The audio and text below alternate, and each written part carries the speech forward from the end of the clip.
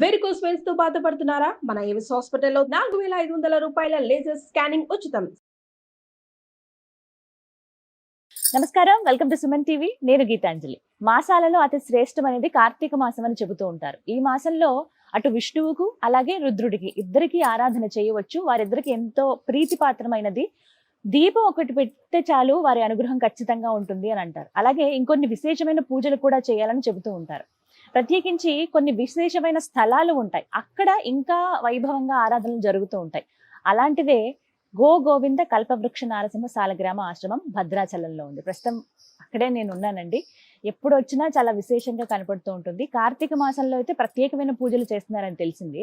అదే కొంతమంది కామెంట్స్ లో అడిగారు, ఇలా పలానా మాకు ఇలా సమస్యలు ఉన్నాయండి, రాబోతుంది కార్తీక మాసం కదా, ఈ విశేషమైన మాసంలో మేము ఇంకేమైనా పూజలు చేసుకోవచ్చా, ఇవి వెసులుబాటు ఉందా, ఎలా ఎంత ఖర్చు అవుతుంది, వీటికి ఏ పూజలు అసలు చేయొచ్చు, ఎవరెవరు రావచ్చు, ఎలా రావాలి, ఇలా చాలా ప్రశ్నలు అడిగారండి. వాటన్నిటికీ సమాధానం ఈ వీడియోలో మీరు చూడొచ్చు. మరి వివరించేందుకు ప్రస్తుతం మనతో పాటు ఉన్నారు ఆశ్రమ నిర్వాహకులు, నృసింహ ఉపాసకులు, వివిధ సేవా కార్యక్రమాల ద్వారా వారికంటూ ప్రత్యేక స్థానాన్ని ఏర్పరచుకున్న డాక్టర్ కృష్ణ చైతన్య స్వామి వారు. వారితో మాట్లాడదాం. గురుగారు నమస్కారం అండి. నమస్కారం అమ్మా. నమో నారసింహ. ఎప్పుడు వైభవంగానే కనపడతారు ఆయన. అయితే కార్తీక మాసంలో చాలా విశేషంగా ప్రత్యేకంగా నేను విన్నాను, అటు రుద్రుడికి అలాగే స్వామికి విష్ణువుకి ఇద్దరికి చాలా ఇష్టము ఈ మాసం. అయితే ఇద్దరికి ఒకేసారి పూజ జరగడం అనేది చాలా చూడలేము అసలు. అంటే అవకాశం కూడా ఉండదు. కానీ ఇక్కడ మీరు అవకాశం కల్పిస్తామంటున్నారు. అసలు కార్తీక మాసంలో ఎలాంటి పూజలు జరుగుతాయి చెప్పండి. సాధారణంగా కార్తీక మాసం అనేటువంటి ఈ మాసం దగ్గరగా వచ్చినప్పుడే చాలా మంది ఆధ్యాత్మిక భావనతో నిండి ఉంటారమ్మ. చాలా మంది అంటే నదీ స్నానాలు చేయడం కావచ్చు, తెల్లవారుజామున స్నానాలు చేసి దీపారాధన చేయడం, విష్ణు ఆరాధన, శివ ఆరాధన, సంవత్సరం అంతా చేసినా చేయకపోయినా కార్తీక మాసంలో ఉంటారు చాలా మంది. అంటే కార్తీక మాసం అనగానే చాలా పరమ పవిత్రంగా ఉండాలి మనం. ఈ మాసంలో ఆరాధన చేస్తే అంటే విష్ణు ఆరాధన, శివ ఆరాధన రెండుటి ఫలితం మనకు వస్తుంది, ఖచ్చితంగా అద్భుతమైనటువంటి ఫలితం ఉంటుంది అని చెప్పి చాలా మంది భావనతోటి సుమారు 100 కుటుంబాలు తీసుకుంటే అందులో 95 కుటుంబాలు ఇవి ఆచరిస్తారు. ఫస్ట్ అంటే దామోదరుణ్ణి ఆరాధన చేస్తే అద్భుతమైన ఫలితం వస్తుంది అని చెప్తారు. అలాంటి అత్యుత్తమమైనటువంటి మాసాలలో మనం చేసేటువంటి కార్యక్రమాల్లో శివకేశవులకు ఏకకాలంలో అభిషేకం చేయాలి, శివకేశవుల్ని ఏకకాలంలో ఆరాధించాలి అని. అదేంటి స్వామి, శివకేశవుల్ని ఏకకాలంలో ఆరాధించడం ఏంటి, నృసింహస్వామి సన్నిధిలో పరమశివుడు ఏంటి అని చాలా మందికి ఉండేటువంటి ఉండొచ్చు. మనకు నృసింహ మహామంత్రాన్ని అంటే మామూలుగా మంత్రరాజపద స్తోత్రం అనేటువంటి స్తోత్రం ఉంటుంది. ఆ స్తోత్రాన్ని పార్వతీదేవికి పరమేశ్వరుడు చెప్పినటువంటి స్తోత్రం. నృసింహ బీజాక్షరాల సంఖ్య ఆ శ్లోకం. ఉగ్రం వీరం మహావిష్ణు అనేటువంటి మంత్రం, అది మంత్రం అమ్మ, శ్లోకం కాదు. ఆ మంత్రాన్ని అందించినటువంటి వాడు పరమశివుడు. నృసింహ మహామంత్రాన్ని ఈ లోకానికి అందించినటువంటి వాడు పరమశివుడు. అలాంటి పరమశివుడిని, నృసింహుడిని ఒకే సన్నిధిలో అంటే ఒకే ఈ క్షేత్రంలో ఉంచి ఈ కార్తీక మాసం 30 రోజులు కూడా విశేషంగా స్వామికి జరిగేటువంటి అభిషేకం అంటే కల్పవృక్ష నారసింహుడికి ఒకవైపు, అదే విధంగా పరమశివుడికి ఒకవైపు. ఇక్కడ ఎక్కడ కూడా అంటే మనం ఏ క్షేత్రానికి వెళ్ళినా రెండింటినీ ఏకకాలంలో మనం దర్శించుకోవడం అనేటువంటిది అసాధ్యం. ఇద్దరిని ఏకకాలంలో దర్శించుకోవడం, ఇద్దరిని ఏకకాలంలో అభిషేకించుకోవడం అనేటువంటిది నిజంగా పూర్వజన్మ సుకృతం ఉంటేనే మనం ఈ సంవత్సరం మన ఈ అభిషేకాన్ని మనం చూడగలం ఖచ్చితంగా. అంటే మనలో ఉండేటువంటి దారిద్ర్యం పోవాలి, మన కుటుంబంలో ఉండేటువంటి అశాంతి పోవాలి, మనకు ఉండేటువంటి సంకల్పాలు నెరవేరాలి అనుకుంటే భద్రాద్రి దివ్యక్షేత్రంలో జరిగేటువంటి ఈ కార్తీక వైభవంలో మీరు పాల్గొంటే ఖచ్చితంగా మన కుటుంబంలో అద్భుతం జరుగుతుంది. ఇది మేము రాసిస్తాం ఖచ్చితంగా. చెప్తున్నారు అంటే ఎంతో మందికి ఇవి స్వామి నిదర్శనాలు చూపించారు కూడా. అంటే ఇక్కడ స్వామి సన్నిధిలో దర్శనం చేసుకొని ముడుపు కట్టి నిద్ర చేసి వెళ్ళినటువంటి వాళ్ళు, ప్రదక్షిణ చేసి వెళ్ళినటువంటి వాళ్ళు కొన్ని వేలాది మంది వాళ్ళ సంకల్పాలు నెరవేరాయి అని చెప్తూనే ఉన్నారు. ప్రతినిత్యం మేము వింటున్నాం. ఇంత విశేషంగా ఇద్దరికి ఆరాధన జరిగే సమయంలో మనం దర్శించుకుంటే ఇంకెంతటి పుణ్యాన్ని మనం పొందుతామో మనం ఒకసారి మన ఊహకి ఆలోచించుకోవాలి అంతే. అందుకని పూజలు జరుగుతాయండి కార్తీక మాసం మొత్తం కూడా 30 రోజులు కూడా నవంబర్ 2వ తారీఖు నుంచి కూడా నవంబర్ లాస్ట్ చివరి దాకా 30 రోజులు ప్రాతకాలంలో గోపూజతో ప్రారంభమవుతుంది. ఇక్కడ ఉండేటువంటిది గోపూజ, పరమశివుడికి నృసింహస్వామి వారికి ఇద్దరికి ఏకకాలంలో విశేషమైనటువంటి రుద్రాభిషేకం ఒకవైపు, విష్ణువుకి విశేషమైనటువంటి వేదపారాయణంతో ఒకవైపు అభిషేకం జరుగుతుంది. అదే విధంగా నక్షత్ర హోమం, అంటే చాలా మందికి గ్రహ ప్రభావాలు ఉన్నాయి, ఆ గ్రహదోషాల ప్రభావంతో ఆర్థిక స్థిరత్వం లేక కుటుంబ ఇబ్బందులు పడుతూ చాలా మంది వివిధ రకాలైనటువంటి దోషాలతో జాతక పరిహారాల కోసం తిరుగుతూ ఉంటారు. వారందరూ చాలా మంది మమ్మల్ని అడుగుతున్నారు ఏదైనా ఒక పరిహారం, మంచి పరిహారం చేయాలి అని. 30 రోజుల కాలం పాటు 27 నక్షత్రాలకు పరిపూర్ణమైనటువంటి శాంతి, ప్రతిరోజు కూడా నక్షత్ర శాంతి, నవగ్రహ హోమం, అదే విధంగా కార్తీక సోమవారాల్లో విశేషమైనటువంటి మహామృత్యుంజయ హోమం, మహారుద్ర హోమాన్ని, మహాసుద ఏకాదశి, క్షీరాబ్ది ద్వాదశి ఇలాంటి పర్వదినాల్లో ఏమో ఏకాదశి రుద్రాభిషేకంతో పాటు మహామృత్యుంజయ హోమాన్ని, లక్ష్మీ అమ్మవారికి విశేషమైనటువంటి హోమం, ఇలా విశేషంగా ఈ 30 రోజులు కార్యక్రమం కూడా మనం నిర్వహిస్తున్నాం అమ్మ. సాయంత్రం అయితే మహిళలందరి చేత కోటి కుంకుమార్చన 3 కోట్ల సార్లు మహాలక్ష్మి అమ్మవారిని ఈ కార్తీక మాసంలో ఆరాధించాలి అనేటువంటి సంకల్పంతో త్రికోటి కుంకుమార్చన మనం నిర్వహిస్తున్నాం. సాధారణంగా క్షీరాబ్ది ద్వాదశి లక్ష్మీ అమ్మవారు ఆవిర్భవించినటువంటి శుభదినం. అలాంటి శుభదినాన్ని పురస్కరించుకొని 3 కోట్ల సార్లు లక్ష్మీ అమ్మవారికి కుంకుమతో ఆరాధించుకోవడం అనేటువంటిది ఇక్కడ విశేషంగా. ప్రతిరోజు కూడా సాయంత్రం వేదపారాయణ, గోమాతల సన్నిధిలో దీపారాధన. చాలా మందిలో మనం పెట్టేటువంటి వివిధ ప్రాంతాల్లో దేవాలయంలో దీపారాధన, నదీ ప్రాంతంలో దీపారాధన, ఇంట్లో దీపారాధన, తులసి చెట్టు దగ్గర దీపారాధన, ఇవన్నిటికీ కూడా ఇవన్నీ ఎంత ఫలితం ఇస్తాయో, అశ్వమేధ యాగం చేసినంత ఫలితం మనకు గోశాలలో పెడితే దీపం.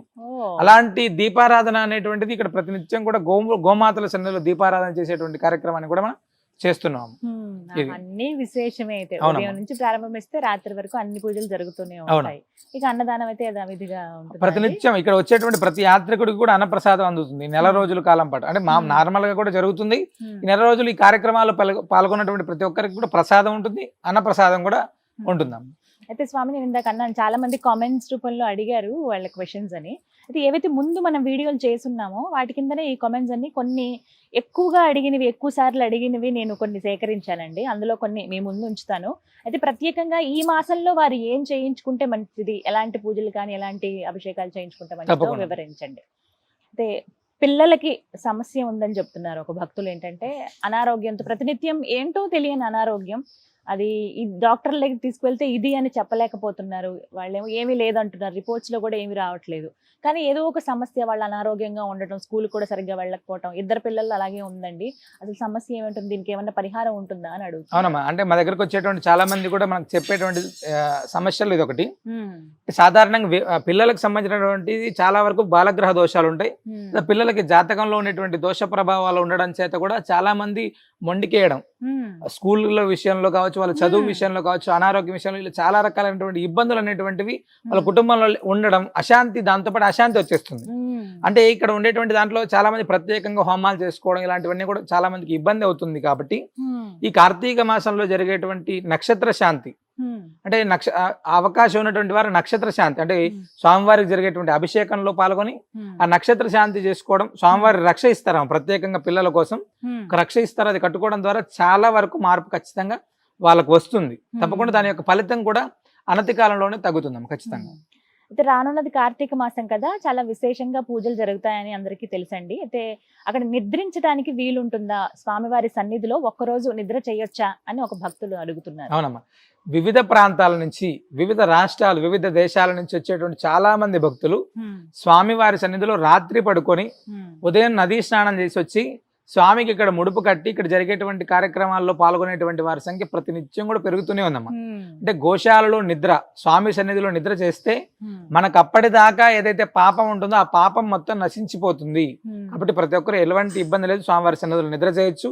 మరుసటి రోజు స్వామివారి సన్నిధికి జరిగే కార్యక్రమాలు కూడా పాల్గొనొచ్చమ్మా.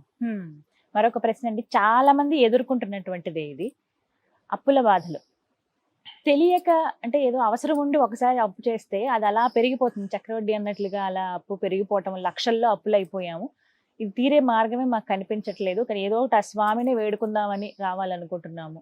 ఇలాంటి వాళ్ళకి స్వామి ఎలా అనుగ్రహిస్తారని అడుగుతున్నారు. అమ్మ, ఇక్కడ స్వామి నృసింహస్వామి. మనం ఫస్ట్ జాతకంలో కుజుడు అనేటువంటి వాడికి అధిపతి నృసింహస్వామి. సాధారణంగా నవగ్రహాలకి ఆయన అధిపతి అయినప్పటికీ కూడా అంగారకుడికి ప్రత్యేకంగా అధిపతి అని చెప్పి వేదాంత దేశ స్తోత్రంలో స్వామివారిని ప్రత్యేకంగా చెప్తారు. అప్పుల బాధ, రుణ బాధ ఉందంటే రుణ విమోచన నృసింహ స్తోత్రం అని ప్రత్యేకమైనటువంటి స్తోత్రం ఉంటుంది. అదేవిధంగా మన కల్పవృక్ష నారసింహుడికి వివిధ ప్రాంతాల నుంచి మంగళవారం నాడు ప్రత్యేకంగా జరిగేటువంటి అభిషేకంలోను ఆ మంగళవారం జరిగేటువంటి నిత్యాభిషేకం ఒకటి, విశేష అభిషేకం, ఇలా అభిషేకంలో పాల్గొని స్వామికి ముడుపు కట్టి ప్రదక్షిణ చేసి ఈ రుణ విమోచన స్తోత్ర పారాయణ చేసుకుంటే అనతి కాలంలోనే ఆ యొక్క రుణాలన్నీ తీరిపోతాయి ఖచ్చితంగా. లేదు ఇంకా బాగా ఇబ్బంది ఉంది అంటే ఈ కార్తీక మాసంలోనే అంగారక చతుర్థి అనేటువంటి ఒక విశేషమైనటువంటి తిథి ఉంది.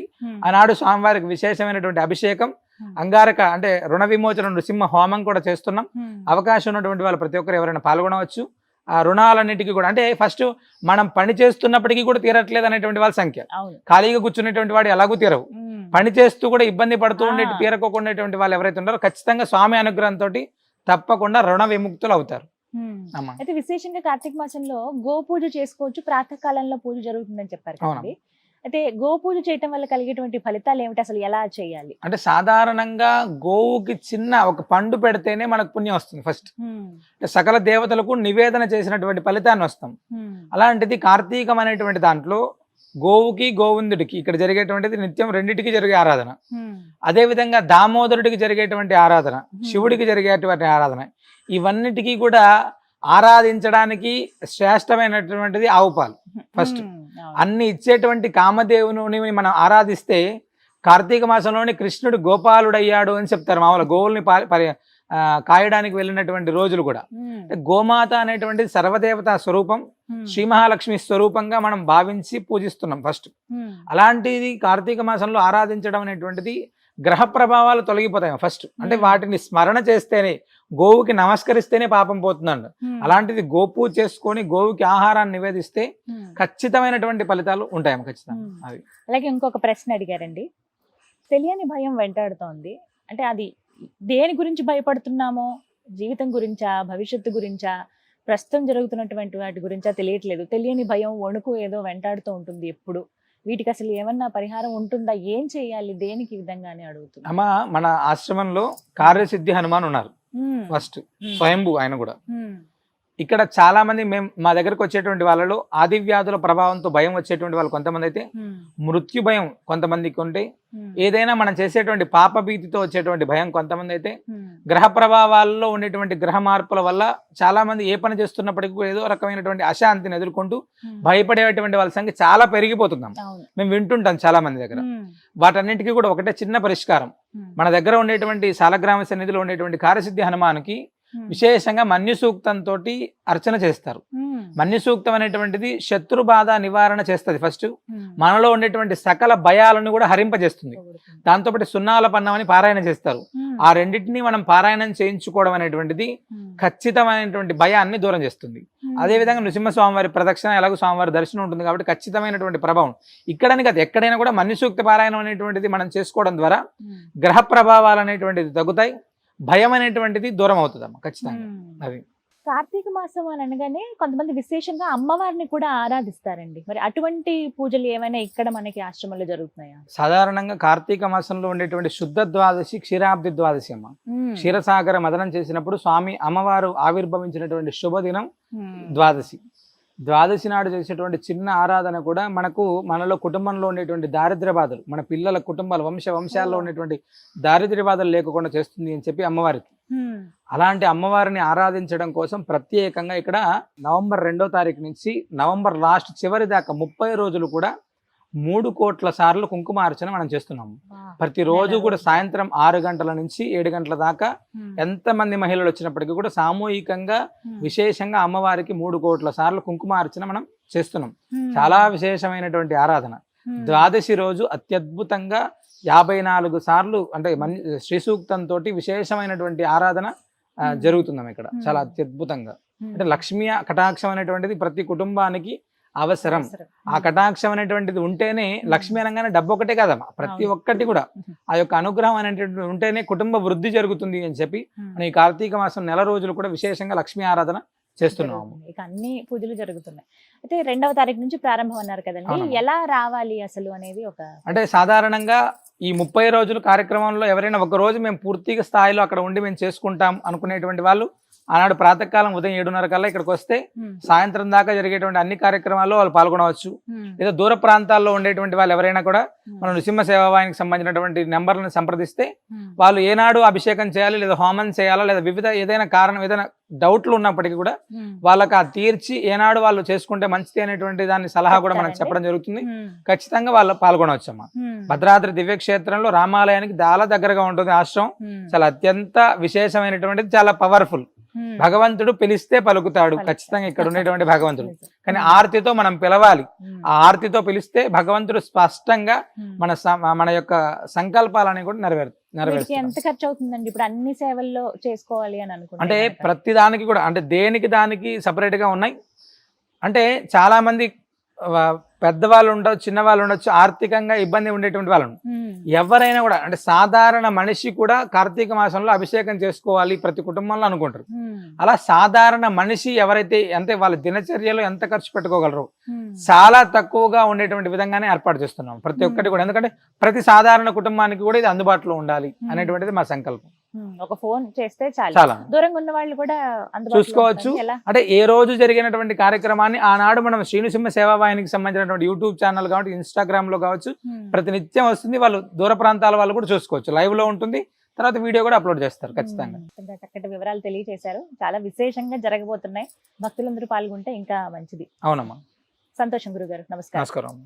విన్నారు కదా, ఏకకాలంలో అటు రుద్రుడికి అలాగే ఆ శ్రీ మహావిష్ణు తరమైనటువంటి ఆ నారసింహుడికి ఒకేసారి అభిషేకం జరుగుతుందండి. ఇది చాలా మహద్భాగ్యం. మనం ఎక్కడో కానీ చూడడం చాలా అరుదుగా జరుగుతుంది. అదే మనకి దగ్గరలో ఉన్నటువంటి భద్రాచలంలో ఉన్నటువంటి ఈ ఆశ్రమంలో జరగడం అనేది ఎంతో విశేషం. దూర ప్రాంతాల్లో ఉన్న వాళ్ళైతే చక్కగా ఫోన్ చేసి మీరు అభిషేకాల్లో పాల్గొనొచ్చు. మీ పేరు గోత్రం ఒకటి చెప్తే సరిపోతుంది. అతి తక్కువగా, అంటే అందరికీ అందుబాటులో ఉన్న ధరలోనే ఉంటాయన్నమాట. ఛార్జెస్ ఏవి ఎక్కువగా ఉంటాయనో ఇలా అని కాదు. మీరు ఒక సేవలో పాల్గొన్న వాళ్ళు అనుకుంటే కనుక ఒక సేవలోనే పాల్గొనొచ్చు. లేదు మేము పూర్తిగా రోజంతా వివిధ రకాల కైంకర్యాల్లో మేము పాల్గొంటామండి, సన్నిధిలో ఉంటాం అనుకున్న వాళ్ళు డైరెక్ట్గా రండి. అలాగే ఇంకా అడ్రస్ కూడా నేను మీకు క్లియర్గా ఇస్తాను. చాలా మందికి తెలుసు, ఒకవేళ తెలియని వాళ్ళు ఎవరైనా ఉంటే నేను డిస్ప్లే చేస్తాను. అడ్రస్ చూడండి. భద్రాద్రి రాముడి ఆలయానికి 100 మీటర్ల దూరంలోనే ఉంటుంది. అలాగే ఫోన్ నెంబర్ కూడా ఇస్తాను. మీరు ఒకవేళ దూర ప్రాంతం వాళ్ళైతే కనుక పేరు గోత్రం మీరు నమోదు చేయించుకోవచ్చు. లేదు రాగలిగిన వాళ్ళైతే రండి. ఈ కార్తీక మాసంలో జరిగేటువంటి విశేష పూజా కార్యక్రమాల్లో, ఈ కైంకర్యాల్లో మీరందరూ కూడా పాల్గొని ఆ రుద్రుడు, అలాగే ఆ విష్ణుమూర్తి, అదేవిధంగా అమ్మవారు, వీరందరి కృపకు పాత్రలు కండి. ఇది వాళ్ళ వీడియో. నమస్కారం.